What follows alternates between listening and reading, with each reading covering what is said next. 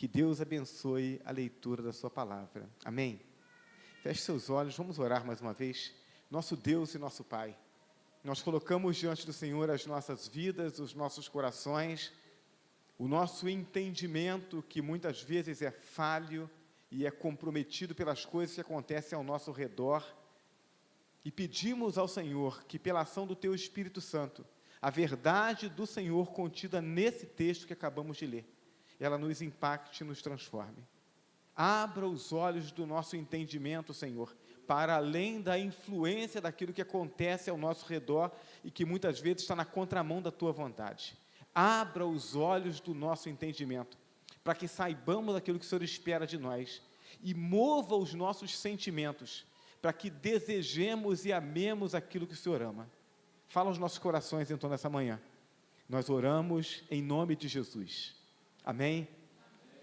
Comunhão, estratégia de Deus para promover salvação. Esse é o tema, um tema grande, né? A gente costuma ter uns temas menores, e esses irmãos vão ter mais dificuldade para poder decorar e memorizar, né? Comunhão, estratégia de Deus para promover salvação.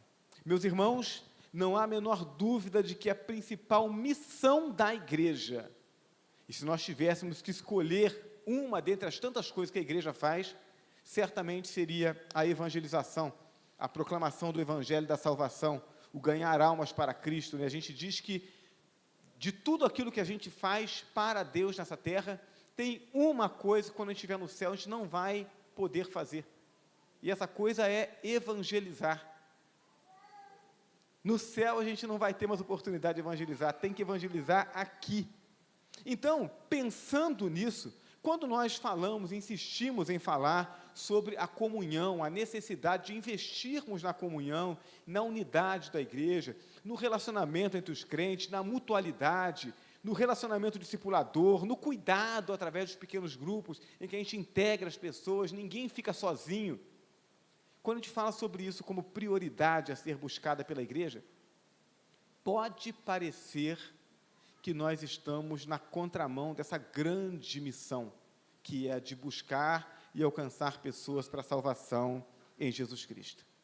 Mas, quando nós começamos a estudar e a olhar com mais cuidado para esse relato no Evangelho de João, que começa ali no capítulo 13 e termina no capítulo 17, né, aquele relato dos últimos momentos de Jesus com os discípulos antes de ele ser preso. Então, esse evangelho, esse relato, nos mostra a questão da unidade, da comunhão, como uma estratégia de Deus para promover a salvação. E mais ainda, nós descobrimos que a evangelização, a partir da comunhão, ou seja, primeiro comunhão, e a partir da comunhão e evangelização, ela é o modelo de evangelização que Jesus deixou. Então, Jesus não diz para a gente ir evangelizar, e se tiver tempo, a gente promove a comunhão, se tiver tempo, a gente promove a unidade, se tiver tempo, a gente investe no cuidado dos irmãos. Não. Primeiro acontece esse cuidado, essa integração, essa coisa de nos tornarmos família. E a partir disso é a evangelização. Esse é o modelo que Jesus deixa. O capítulo 17, ele se constitui todo ele em uma oração. Capítulo 17 do Evangelho de João é a oração de Jesus pelos seus discípulos, tanto por aqueles que estavam lá, quanto por nós que estamos aqui hoje. Então, é o último momento em que Jesus está efetivamente com os seus discípulos. E nessa oração, Jesus ora principalmente pela unidade da igreja, deixando claro que a evangelização eficaz será uma consequência natural dessa comunhão e dessa unidade. O verso 21, ele diz, para que o mundo creia que tu me enviaste, que haja unidade no teu povo, para que o mundo creia que tu me enviaste. O entendimento do valor e do poder da comunhão, ele consiste basicamente em três coisas que precisamos entender. Primeiro, entender que comunhão não é função de sentimento ou de afinidade, mas sim de obediência.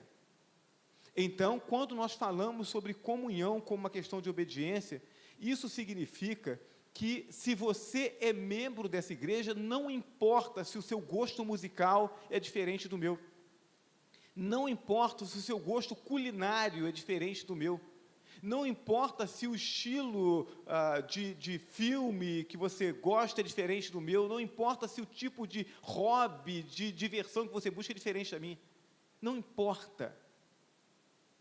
Eu preciso cuidar de você, eu preciso investir a vida em você, porque a Bíblia está dizendo que nessa aproximação, nesse investir na vida um do outro, nessa comunhão, que é ter vida em comum, é cuidar, é se importar, que nisso o reino de Deus prospera, que nisso as pessoas são salvas. Então, não é uma questão de gosto, não é uma questão de sentimento, de afinidade, é uma questão de comprometimento. É óbvio que nós temos pessoas que têm os mesmos gostos que nós, e aí é mais fácil de nós estarmos com essas pessoas, é mais fácil fazermos as coisas juntos. Mas eu preciso investir na vida de todos. Eu preciso buscar promover a comunhão com todos, porque isso promove o reino de Deus. Segundo, compreender que o crescimento da igreja e a salvação das almas depende da comunhão. Ou seja, eu olhei, o irmão Áquila veio com camisa e boné do Flamengo. Eu não torço para o Flamengo, eu torço, viu? Quero dizer, estou muito contente de ver o Áquila caracterizado. Mas, se eu não torcesse, eu ia dizer, poxa vida, o Áquila vem com aquela camisa, não gostei dele. Não tem a ver com isso. Eu preciso investir na vida do Áquila, porque quando eu invisto na vida do Áquila, a Bíblia está me dizendo que esse investimento, esse estreitar da comunhão com ele, vai promover a salvação das pessoas. Então, se Cristo veio ao mundo, deu a vida dele na cruz, para que nós pudéssemos ser salvos, e tem gente lá fora precisando ser salva, eu não posso medir esforços. E se a Bíblia está dizendo que através da comunhão pessoas são salvas, eu preciso investir na comunhão. Terceiro, aceitar e abraçar esse modelo como o melhor modelo, porque ele foi deixado por Jesus. Eu tenho uma ideia, que acordei hoje e pensei assim, eu acho que Deus não pensou muito bem, eu acho que tem um outro jeito melhor de ganhar almas para Jesus. Se você está sendo tentado com essa ideia, repreenda isso em nome de Jesus.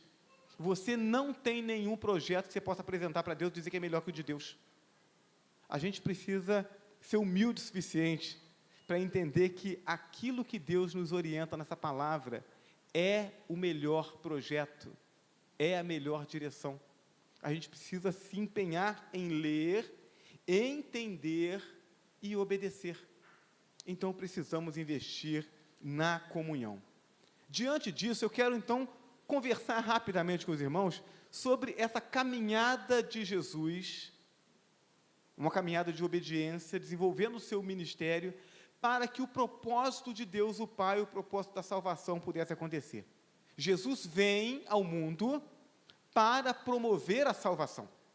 Essa é a meta principal. Eu digo para as pessoas, se Jesus não tivesse realizado os milagres que realizou, se Jesus não tivesse ensinado o que ensinou, mas tivesse entregue a vida dele na cruz, então, ainda que com mais dificuldades, porque não viram os milagres, não entenderam as explicações de Jesus, mas o caminho da salvação estava aberto. Se Jesus tivesse realizado todos os milagres e um pouco mais, se ele tivesse ensinado tudo o que ele ensinou e um pouco mais, se ele tivesse pastoreado uma igreja de 10 mil membros, mas se no final ele não tivesse ido à cruz, nós estaríamos perdidos. Então, Jesus veio para nos salvar. Como é que foi essa caminhada? E o que ele deixa para nós, para que a gente dê continuidade na obra dele? Então, eu quero conversar com os irmãos rapidamente sobre isso nessa manhã. Primeiro, Jesus, no seu ministério, ele declarou ser o Filho de Deus e atraiu multidões. Então, Jesus, ele faz questão de informar para as pessoas às quais ele está pregando, com as quais ele está conversando, que ele é o Cristo, ele é o enviado prometido de Deus para promover salvação. Suas primeiras declarações nesse sentido chocaram aqueles que estavam na sinagoga junto com ele. Esse relato está registrado lá em Lucas capítulo 4, verso 21, quando Jesus entra na sinagoga. Então, concedem a palavra a ele, ele pega o livro de Isaías, lê o capítulo 61 de Isaías, e quando ele acaba de ler, ele declara: hoje se cumpriu essa escritura nos vossos ouvidos. Ele está dizendo: eu sou esse servo. Então, Jesus está dizendo que ele veio, a promessa de Deus se cumpriu, é ele aquele que vai trazer salvação.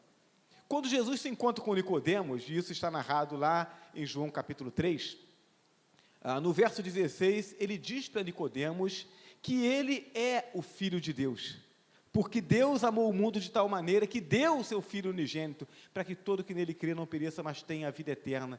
Jesus está se apresentando a Nicodemos dizendo: eu sou o Filho que Deus enviou, para que pela minha morte, você e todos os demais que crerem possam ser salvos. Jesus está mostrando quem ele é, para que as pessoas possam crer. Jesus se encontra com a mulher samaritana, e João faz questão de narrar isso em João capítulo 4, verso 14, ele diz para a mulher samaritana que ele é o doador da água da vida, cuja fonte jorra para a vida eterna. Então, eu não trago apenas uma informação, eu sou essa pessoa. Jesus está se apresentando como aquele que vai trazer a salvação. Falando às multidões, ele se apresentou como o pão da vida. João capítulo 6, verso 35, ele diz: eu sou o pão da vida. E em João 8, verso 12, ele se apresenta como a luz do mundo. Jesus está dizendo: eu não apenas trago as informações, eu sou essa pessoa, a pessoa que traz da parte de Deus essa mensagem de salvação, a pessoa que é a própria salvação, a pessoa que não apenas vem ensinar vocês, mas que precisa estar em vocês. Aos líderes judeus se apresentou como o próprio Deus que da sarça falou a Moisés. João capítulo 8, verso 58, eu lhes afirmo que antes de Abraão nascer, eu sou. E aqueles que ouviram Jesus fazer essa declaração, entenderam muito bem o que ele quis dizer. Tanto é que o verso de número 59 diz que eles queriam matá-lo por causa dessa declaração dele. Por quê? Porque quando ele diz, eu sou, aqueles que estavam ouvindo entendiam que ele estava fazendo menção àquele Deus que se revelou a Moisés na sarça ardente. Então, embora muitas vezes Jesus proibisse que se dissesse que ele era o Cristo, né, ele curava as pessoas e ele dizia: não fale para ninguém. Mas ele fazia isso para que as confissões elas não fossem uma mera repetição, né? O pastor João disse que ele era o Cristo, e aí o Marco ouviu, e aí o Marco falou para mim que ele era o Cristo, e aí eu vou dizer que ele é o Cristo porque eu ouvi. Então a ideia não era essa. Jesus diz: não fale para ninguém. Mas se isso de fato impactou a sua vida, então a sua declaração será a expressão da verdade que você não apenas ouviu, mas a verdade que você experimentou. Por isso, Jesus faz questão de dizer quem ele é. As declarações de Jesus criam no coração das pessoas que ouvem essa expectativa: ele de fato é o Cristo, ele de fato é o Messias, é ele quem traz a salvação. Então, há esperança de salvação em Jesus Cristo. E essa é a mensagem, porque o objetivo de Deus com a vinda de Jesus é promover salvação. Agora, Jesus não apenas declarou, Jesus também realizou milagres, e esses milagres provavam que ele é de fato o Filho de Deus. E João vai registrar isso também. João registrou 7 milagres, cuja natureza não deixa dúvidas de que Jesus é o Filho de Deus. Percebam a intencionalidade de João quando ele escreve o Evangelho. Jesus está sendo apresentado por João como o Filho de Deus, o Salvador. E ele mostra tanto as declarações de Jesus, quanto mostra os milagres. Jesus transformou água em vinho, o primeiro milagre dele, e não em qualquer vinho. Aquele que provou do vinho disse, olha, esse vinho é melhor que o primeiro. Normalmente serve primeiro o bom vinho, depois o ruim, mas você guardou o melhor vinho para o final. Então, Jesus é o Senhor da qualidade e é também o Senhor da alegria. O vinho era símbolo de alegria entre os judeus. E Jesus está dizendo, olha, esse vinho aqui é o melhor, né? Mas quem transformou essa água em vinho fui eu. A fonte da alegria de vocês não é o vinho, a fonte de alegria de vocês sou eu. Depois, Jesus curou o filho de um oficial da guarda, e o menino nem estava perto, o menino estava distante. E aí, com isso, está registrado isso lá em João capítulo 4, versos 43 a 54, com isso Jesus mostra que ele tem autoridade mesmo à distância. Não é preciso estar perto, não é preciso colocar a mão. Jesus é Senhor da distância, é Senhor do espaço. Mais adiante, no capítulo 5 de João, o texto nos narra o encontro de Jesus com aquele homem que estava enfermo há 38 anos, à beira de um poço, esperando que alguém colocasse dentro da água quando a água se mexesse, porque acreditavam que de tempo em tempo um anjo mexia aquela água, quem entrasse primeiro era curado. Isso era uma crença popular. Mas Jesus vai lá e cura aquele homem, demonstrando ser o Senhor da matéria. Aquele homem tinha uma deficiência no corpo, mas Jesus disse, agora eu resolvo isso. O Deus que chamou do nada tudo à existência, e a Bíblia diz que Jesus é aquele que criou todas as coisas, e sem Ele nada do que foi feito se fez. Então, se Ele fez todas as coisas, Ele tem autoridade e poder para consertar aquilo que não está bem ajustado, que não está funcionando bem. Depois disso, lá em João capítulo 6, nós temos a narrativa da multiplicação dos pães. E Jesus pega 5 pães e 2 peixes, e com aquilo ele alimenta mais de 5.000 pessoas, demonstrando que ele é o Senhor da criação e o Senhor da multiplicação. Quem do nada chamou tudo à existência, não tem dificuldade de 5 pães e 2 peixes trazer à existência o necessário para alimentar 5.000 pessoas. João está mostrando, está vendo quem é esse Jesus? É isso que ele está nos mostrando nesse relato. Em João capítulo 6, versos 16 a 24, Jesus anda sobre as águas. Como assim?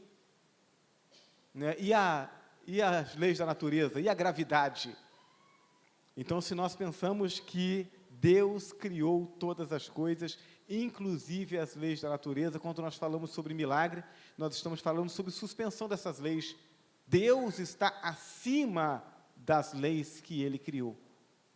Então, Jesus, nesse momento, suspende essa lei da gravidade, e Ele anda sobre as águas, mostrando, portanto, que Ele tem poder, Ele é Senhor das leis naturais. A seguir, João relata em João 9, versos 1 a 38, a cura de um cego de nascença.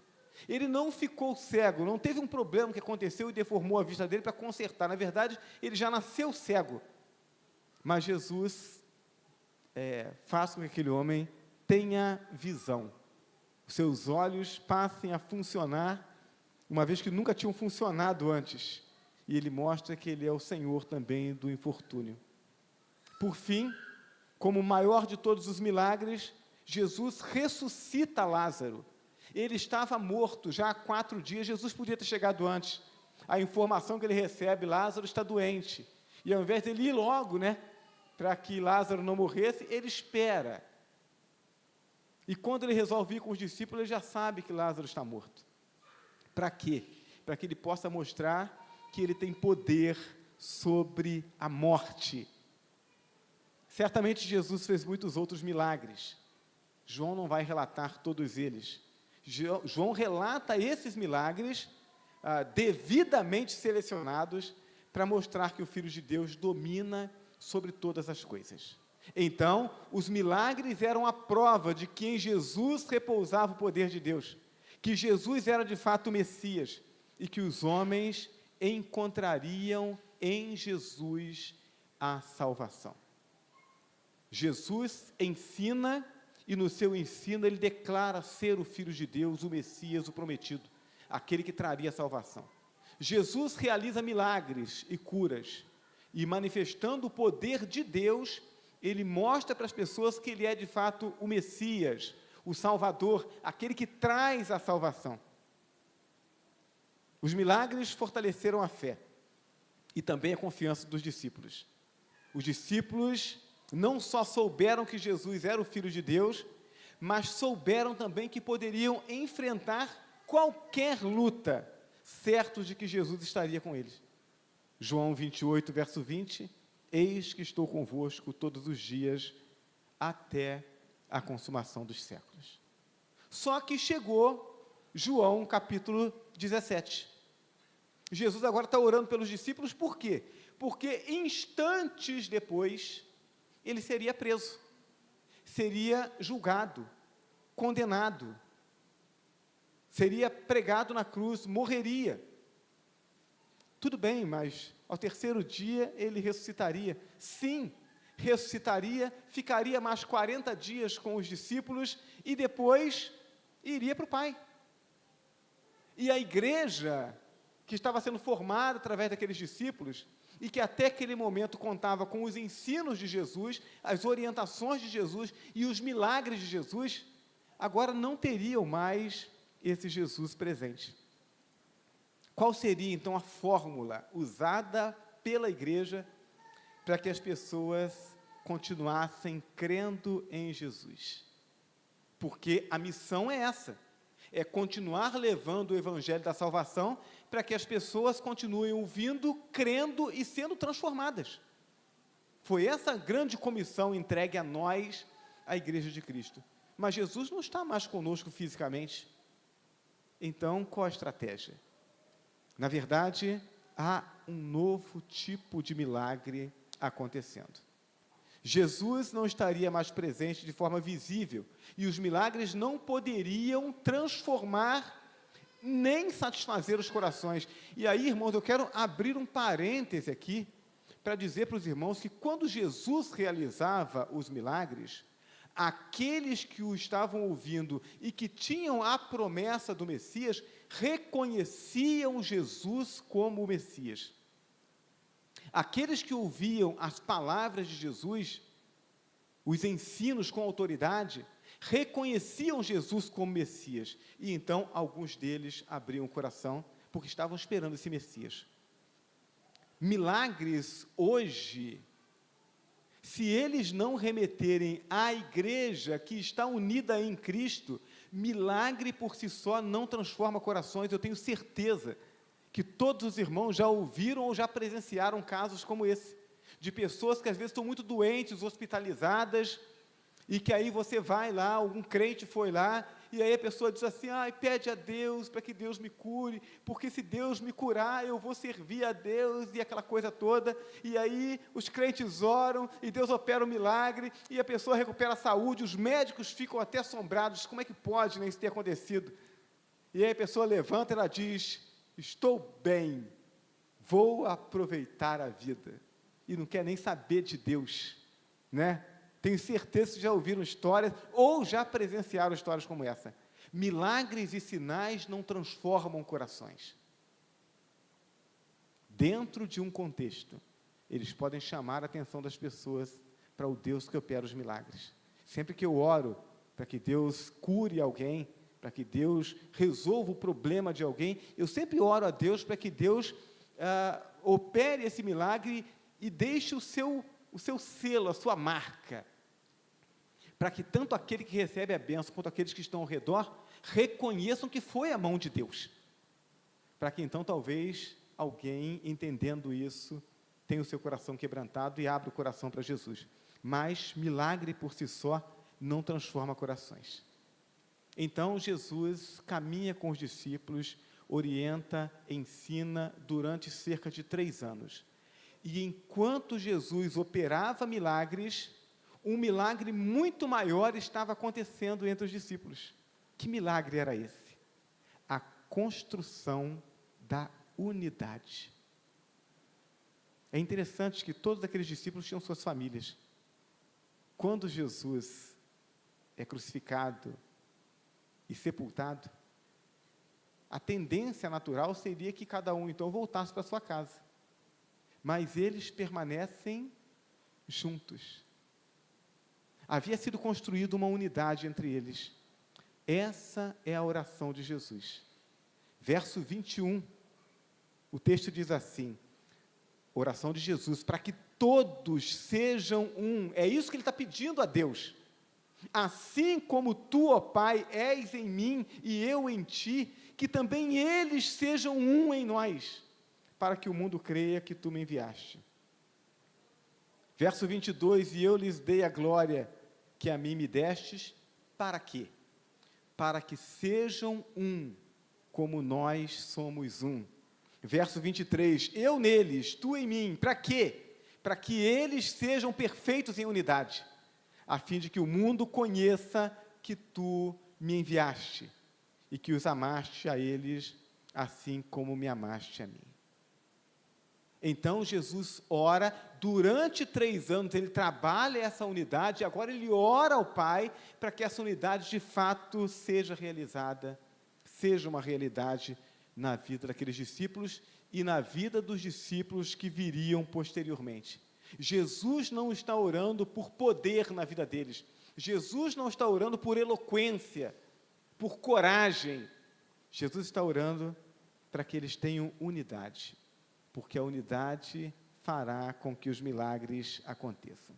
Através da unidade, 2 coisas vão acontecer.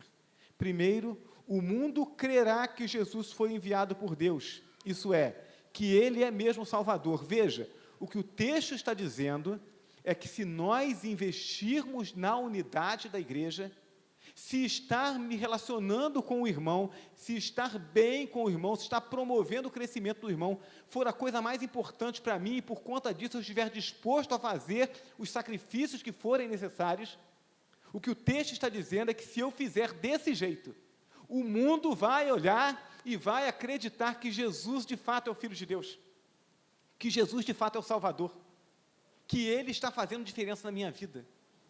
É isso que o texto está dizendo. O texto está dizendo que se nós vivermos a unidade, as pessoas que estão lá fora, elas vão olhar para cá, vão olhar para esse grupo de crentes e vai entender que aqui tem mais do que apenas um grupo de religiosos. Vai entender que aqui se reúnem pessoas que servem a um Deus vivo e verdadeiro. Segunda coisa que vai acontecer, o mundo crerá que os crentes em Jesus Cristo são amados por Deus o Pai, da mesma forma como Jesus o é.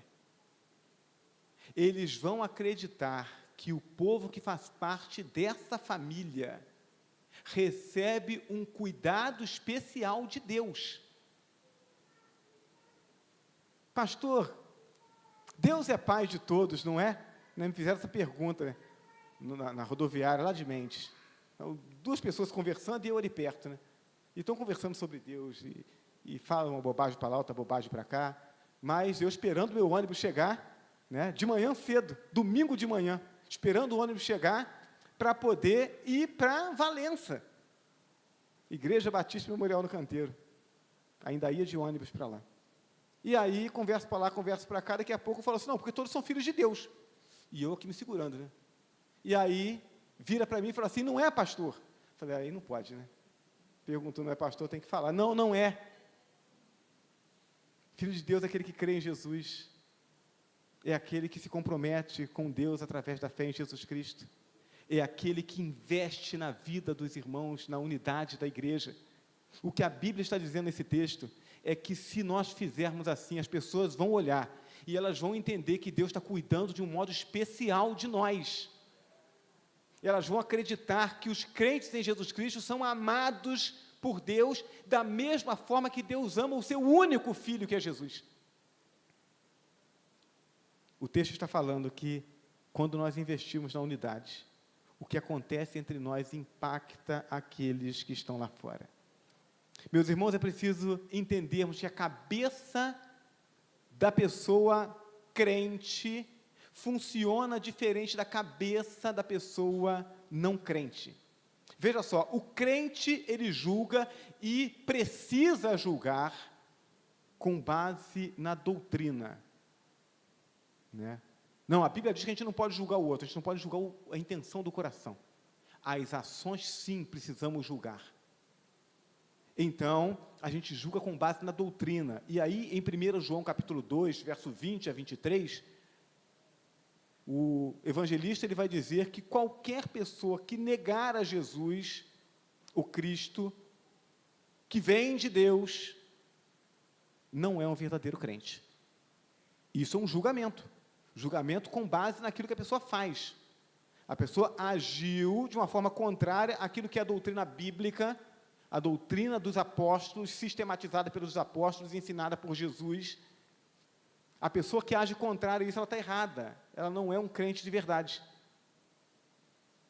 Essa é a maneira como os crentes julgam.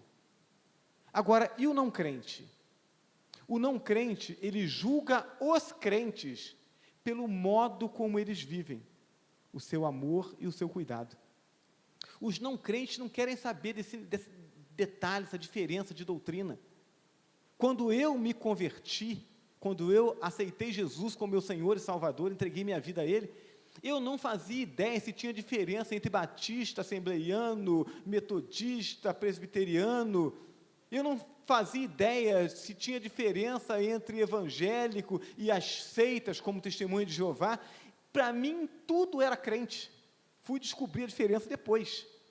Por quê? Porque o não crente, ele não entende essa questão doutrinária. Ele vai olhar como é que esse povo se cuida, se relaciona. Então, o que vai chamar a atenção é o amor e o cuidado. Muitas vezes, nós esmagamos as pessoas com o nosso conhecimento teológico. A gente vai falar sobre profundidade teológica, a gente vai citar grego, citar hebraico, vai falar sobre a história, aquela coisa toda, e depois que a gente fala tudo para a pessoa, e a gente mostra com todos os argumentos, os erros que ele está cometendo, e aí a gente diz assim, agora você quer aceitar Jesus? E a pessoa, né, dá aquela balançada assim, não quero.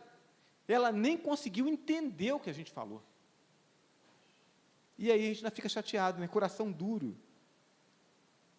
O mundo não tem que ser vencido em uma discussão e nem convencido com argumentos teológicos ou filosóficos. O mundo precisa ser atraído pelo amor. A questão teológica, essas pessoas vão aprender depois que elas estiverem aqui dentro. Para que elas venham, elas precisam olhar para nós e elas precisam entender que nós nos amamos. Eu tenho que estar, assim, muito atrasado em um compromisso, para eu não gastar pelo menos alguns minutos com um irmão, com uma irmã, quando eu encontro na rua. Aqui em Juiz de Fora é mais difícil, né? Na cidade de onde eu venho, que é uma cidade menor, a gente fazia questão, se o irmão trabalha numa loja, se o irmão está num lugar, a gente sabe que está ali, passou por perto, não tem que dar uma passadinha ali, pelo menos para dar um aperto de mão, um abraço, como é que está? Está tudo bem? E a gente vai e segue. Por quê? Porque isso nos faz bem, mas isso também comunica para os outros que nós nos importamos uns com os outros. Isso não resume, isso é o começo, tem que ir além, mas a gente precisa fazer. As pessoas lá de fora serão atraídas pelo amor com que nós nos amamos. Somos chamados para servir a Deus, não o contrário. Não somos chamados para que Deus nos sirva. Não somos chamados para que Deus resolva os nossos problemas, né? Aqui, Senhor, já aceitei seu Filho como meu Senhor e Salvador, já fui até batizado, agora está aqui a minha listinha das coisas que eu preciso. A gente é tentado a tratar Deus dessa forma. Somos chamados para servi-lo. O modelo de igreja que Cristo estabeleceu é o modelo da unidade. Então, olha, tem um monte de coisa que a gente quer fazer esse ano, irmãos. A nossa escola bíblica discipuladora já começou, a gente vai fazer com que ela cresça, mas ela já começou. Mas a gente precisa entender que o principal de tudo isso é o cuidado uns com os outros. É o investimento na vida uns dos outros, é a unidade.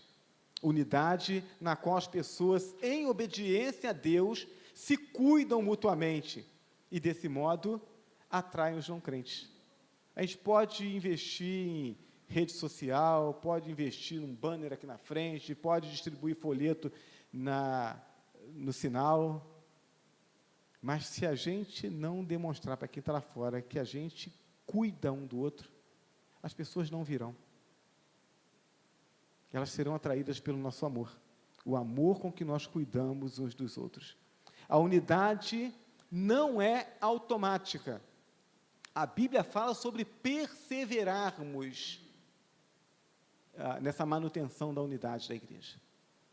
Então, não é automática.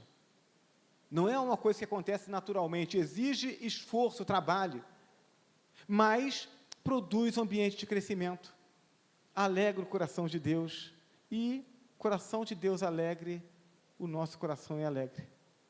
Jesus diz, eu tenho dito essas coisas a vocês, para que a minha alegria esteja em vocês, e a alegria de vocês seja completa. Quando eu faço aquilo que é a vontade de Deus, eu alegro o coração de Deus. Quando eu sacrifico a minha vontade em favor da vontade de Deus, eu alegro o coração de Deus. E quando eu alegro o coração de Deus, o Espírito Santo de Deus que está em mim, ele se alegra. E se o Espírito Santo que está em mim se alegra, essa alegria também é minha. Então, quer viver uma vida mais alegre? Viva de acordo com a vontade de Deus. Invista na unidade da igreja. Agora sabemos aquilo que devemos fazer. Já sabemos que a prioridade é cuidar um do outro, é investir um no outro, é orar um pelo outro, é procurar saber como é que cada um está. Saber se os hábitos devocionais estão em dia, está orando, está lendo a Bíblia, está meditando, está cuidando de alguém, promover o crescimento. Eu já sei que eu tenho que fazer isso. Então, agora, eu quero encerrar essa palavra com 2 textos bíblicos. O primeiro é de Tiago, capítulo 4, verso 17. O texto diz, aquele que sabe o bem que deve fazer e não o faz, comete pecado. Se eu sei aquilo que Deus espera de mim, está plenamente ao meu alcance fazer, e eu não faço, eu peco. Se eu invisto em qualquer outra coisa, em detrimento da unidade da igreja, eu estou pecando. E eu não quero pecar. Eu já fui livre do poder do pecado. Jesus já morreu por mim. Eu sou um pecador inconformado com o pecado. E eu vou lutar contra ele até que eu morra ou que Jesus volte. Eu espero que o segundo aconteça primeiro.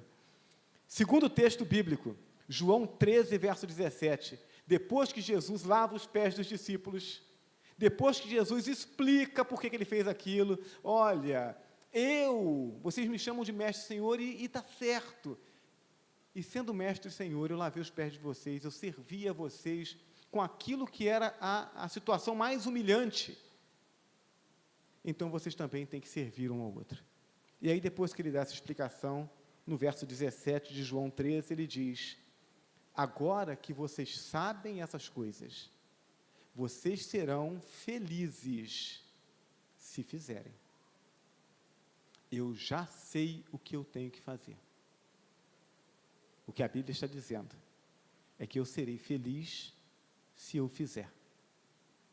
Deus não nos chama para outra coisa, senão para caminharmos com Ele em obediência. Os sentimentos Deus ajusta, mas sabendo qual é a vontade de Deus, o que Ele espera é que eu coloque em prática. Então, que Deus nos ajude a entendermos isso, a nos comprometermos com a unidade da igreja e fazermos o nosso melhor, para que nossa igreja cresça em unidade, cresça em comunhão, cresça em cuidado, para que a fama da nossa igreja seja essa, em Juiz de Fora, quem congrega na Igreja Batista no Granbury, nunca fica sem cuidado. Em nome de Jesus. Amém? Coloque-se de pé, vamos orar.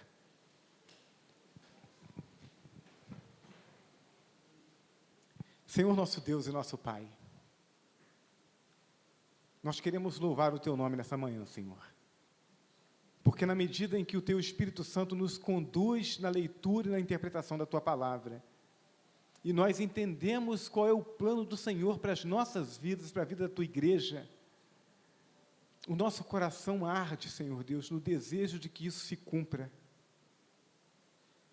Então, ó Deus eterno, que esse ardor cresça em nós, que ele não arrefeça em tempo algum, mas que cresça, que seja algo que seja esse incômodo positivo, que nos mova continuamente, nos incomode cada vez que a gente olhar e disser assim, eu não fiz o suficiente, eu não estive onde deveria estar, eu não cuidei de quem deveria cuidar. E cada vez que a gente conseguir obedecer ao Senhor nesse sentido, que o nosso coração se alegre, que o Teu Espírito Santo nos alegre, para que então, ó Deus, possamos viver isso. Queremos crescer no aprofundamento do estudo teológico da Tua palavra, queremos entender as profundidades do Teu reino reveladas em Tua palavra, queremos entender cada vez mais o Senhor, a natureza do Senhor, mas queremos fazer isso, Senhor Deus, juntos, queremos fazer isso em uma comunhão alegre, queremos fazer isso nessa unidade de propósito, queremos desenvolver essa caminhada de cumprimento da missão da salvação, de conhecimento da Tua vontade, de experimentar do Senhor, mas queremos fazer isso de mãos dadas, todos juntos. Então, Senhor Deus, trabalha isso em nós, para a glória do Teu nome e para a expansão do Teu reino através dessa Tua agência. É a nossa oração em nome de Jesus. Amém. Vamos adorar ao Senhor com mais